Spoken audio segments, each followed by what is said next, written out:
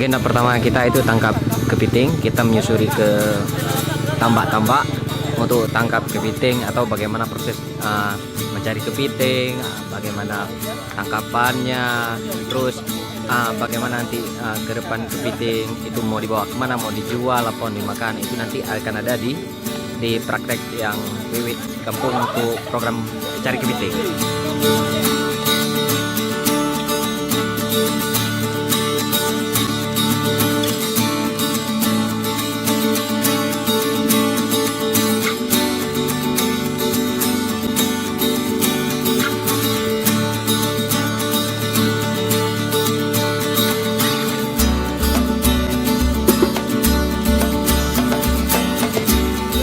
Hari ini kita tur kepiting bersama Pak Rashid, adalah untuk mengetahui bagaimana menangkap kepiting. Biasanya orang-orang di kampung, Pak Rashid ya. Biasanya tur ini biasanya kepitingnya diletakkan di malam ya Pak ya, kemudian diambil lagi.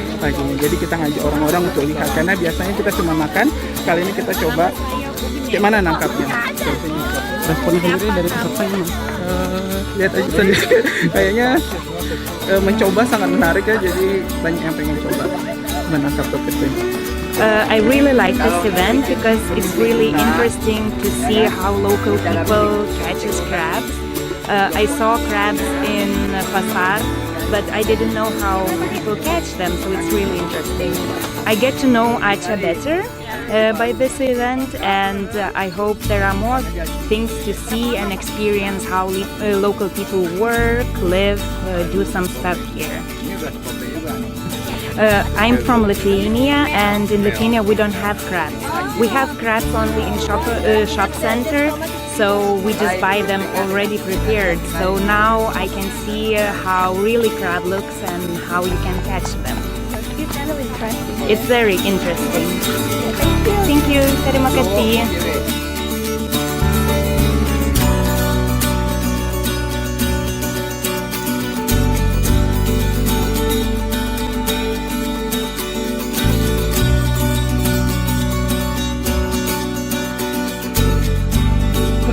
Saya tidak mau memberitahu rasanya supaya kalian nggak minta, jadi hanya saya yang makan.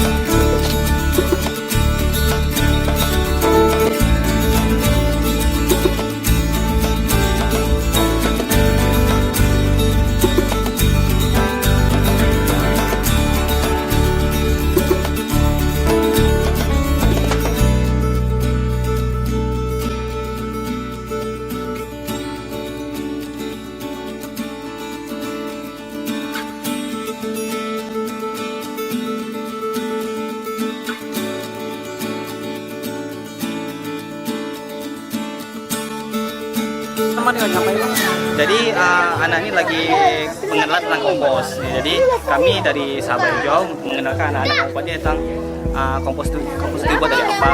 Jadi gimana cara buatnya. Jadi itu sih kami yang kami kenalkan.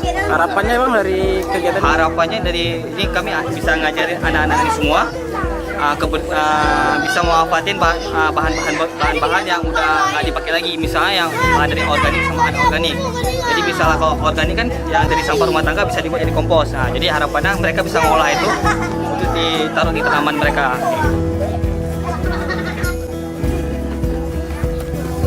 Makan wah. Jangan dimakan.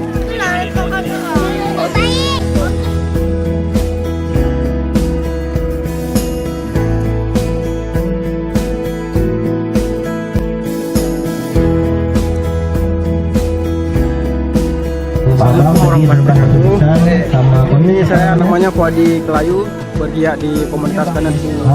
Tadi Om Maskur udah jelasin tentang tulisan dan koin ya.